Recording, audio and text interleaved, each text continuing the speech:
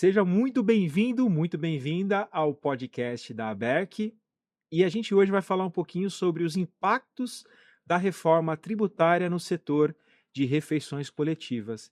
E eu tenho aqui comigo um especialista no assunto, o Dr. Edson Condo.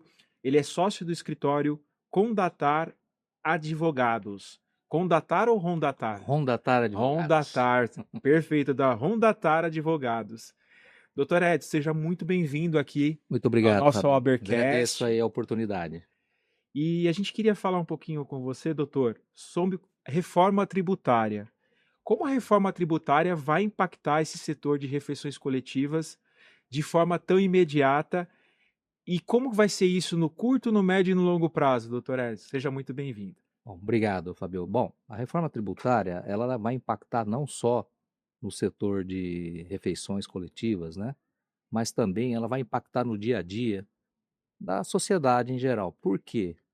Porque, na verdade, essa reforma tributária, ela traz o conceito do IVA, né? E ela visa dar maior transparência para o cidadão, para aquele que efetivamente paga o imposto, para o consumidor final, do que ele está pagando de tributo. Então, isso é uma mudança muito importante, né? E é que a gente tem que levar em consideração.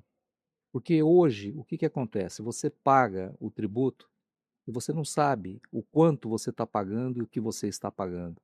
Então, fica muito difícil para você até cobrar, né, do Congresso ou do governo aquilo que ele deve devolver para a sociedade. Mas, em verdade, deve haver um grande realinhamento de preços, né? Porque a reforma tributária, quando ela estiver completamente implementada, ela vai trazer ganhos, né, financeiros para todos. Né? É lógico que no início vai ser muito difícil, porque a transição que está sendo feita é muito longa, né? Nós temos um período de transição de 2026 até 2032, é um período longo, mas foi necessário esse período longo para que a reforma pudesse ser aprovada, porque realmente estava muito difícil, né? O Brasil vem há 30 anos praticamente tentando implementar uma reforma tributária que atenda os anseios dos empresários, dos cidadãos e do país como um todo.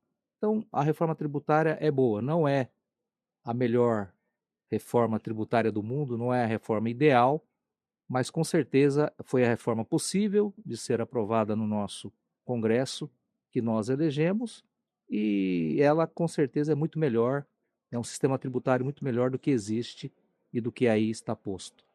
Falando um pouquinho, doutor Edson, sobre a questão do aumento efetivo de carga tributária para o segmento de refeições coletivas.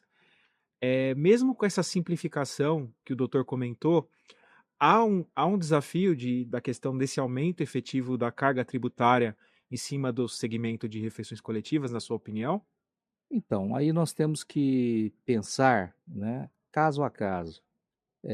Por quê? Porque cada empresa tem uma estrutura diferente. É, dificilmente numa reforma tributária como foi feita em nosso país, por quê? Ela vai trazer de início, de imediato, uma redução da carga, porque nós não fizemos a primeira lição de casa, que é a reforma fiscal. Então, nós estamos fazendo uma reforma tributária em que a premissa é manter a arrecadação nos níveis atuais. Então, a tendência é que, de início, não haja uma redução da carga tributária.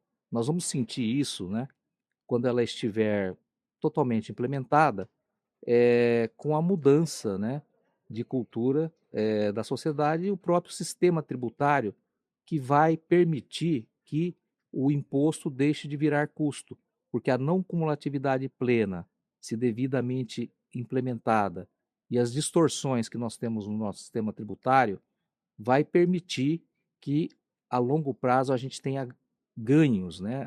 Todo o setor empresarial tenha ganhos, mas no curto prazo eu não vejo assim de imediato que haverá uma redução de carga tributária. Vai haver uma maior complexidade dos controles, né? Porque nós vamos conviver com dois sistemas tributários, então haverá uma dificuldade inicial e a partir de 2033, talvez a gente comece a vislumbrar ganhos com a reforma tributária, mas mais em decorrência de correções, de distorções que nós temos no sistema atual, por exemplo, guerra fiscal, né? E aí sim, acredito que nós teremos ganhos. Doutor Edson, falando um pouquinho sobre valor agregado, né? O modelo de tributação por valor agregado. Ele traz algum benefício real para o setor de refeições coletivas ou vai aumentar a complexidade? Essa é uma dúvida muito comum. Olha, eu acredito, tá, que o IVA é um imposto moderno, é um imposto que já foi experimentado, né, na Europa, né, é um modelo europeu, e embora a gente tenha as nossas jabuticabas, né, o nosso IVA, por exemplo, é um IVA dual, que já existe em outros países, mas são poucos países que adotam a questão do IVA dual. O ideal seria nós termos um IVA único. Nós não temos, mas o IVA, com certeza, ele vai diminuir, né, aquele grande problema que nós temos, que é o imposto, né, ao longo da cadeia acaba virando custo, né? Ele acaba incorporando o preço do produto e virando custo. No sistema da não cumulatividade plena e do IVA, a tendência é isso acabar. E no modelo que nós estamos implementando, acredito que teremos ganhos e eu acredito, né, que estamos adotando aí o melhor modelo, né, que é o valor agregado, para que possamos aí adotar o nosso sistema tributário. Doutor Edson, eu queria agora uma consultoria para quem está nos assistindo aqui, né, o Claro. segmento aqui de refeições coletivas. Como que o doutor entende que a ABERC, né, as associadas da ABERC, podem se unir de forma institucional para propor ajustes, para defender as particularidades dessa nova reforma tributária? Como que o doutor recomenda que a ABERC e as suas associadas atuem nesse mercado? Olha, a ABERC tem um papel muito importante nessa questão da reforma tributária. Primeiro porque ela é uma entidade, né, de abrangência nacional que congrega aí, né, junto aos seus associados, né, eh, um praticamente todos aqueles que praticam, né, o tipo de atividade que é a refeição coletiva. Então, qual é o papel dela nesse momento tão importante? Nós estamos num momento em que ainda teremos aí eh, regulamentações, disciplinas, né? Então, aonde serão editados por parte do governo nacional, né, através da Receita Federal e dos entes subnacionais, através do comitê gestor, eles vão editar ainda leis ordinárias, decretos, ofícios, instruções normativas, tudo isso para regulamentar e disciplinar o que a lei complementar e a emenda constitucional previu. Então, o momento é importante para quê? Para que a ABERC faça gestões junto à Receita Federal, junto ao comitê gestor, para que ouvindo os seus associados, atenda a todos os seus anseios, porque de início, se fizermos uma análise assim superficial, vai dar a impressão, né, se você fizer uma análise da alíquota absoluta, né, dos tributos, por exemplo, em São Paulo, o setor tem um benefício fiscal, né? A alíquota é 4% aqui para o setor. Na com a instituição, tanto da CBS, que já vai ser implementada a partir de 27, e do ICMS, da IBS, que vai substituir o ICMS e o ISS em 2033, nós teremos aí um aumento, né, da alíquota nominal. E os benefícios fiscais, existe aí um fundo de desenvolvimento que o governo federal criou, né, que ele não conseguiu ainda fazer os aportes, mas é um fundo bilionário, que é de 160 bilhões, para quê? Para ressarcir as empresas que detêm benefício fiscal e a partir de 2029 passará a perder uma parcela a cada ano até que ele zere em 31 de 12 de 2032.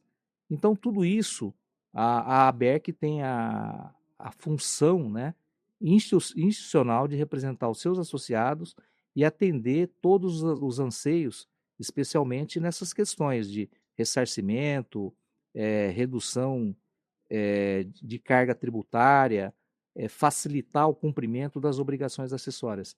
Acredito que esse seja o papel da ABERC perante a Receita Federal e ao Comitê Gestor.